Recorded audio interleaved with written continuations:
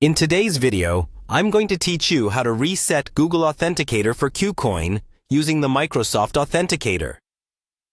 Whether you're transitioning to a new device or securing your existing setup, resetting your two-factor authentication with ease is crucial.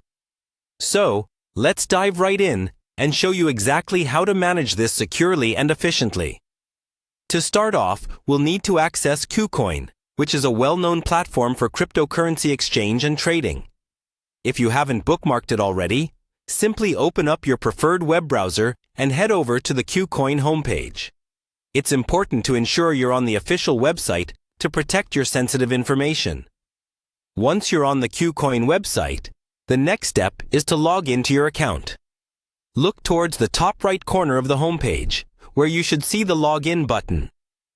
Click on it and enter your credentials carefully. Logging into your account securely is essential, as you'll be accessing sensitive settings in a moment. After logging in, you'll be redirected to the main dashboard. Now, focus your attention on the top menu bar, where you'll find a little icon or possibly your profile picture. It depends on your settings.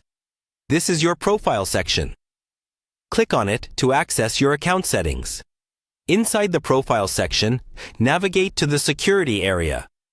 Here, we're specifically interested in the Two-Factor Authentication section.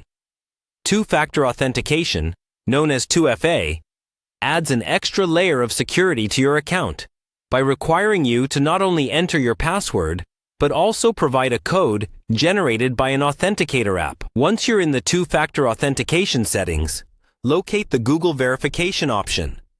This is where your Google Authenticator ties into your Kucoin account.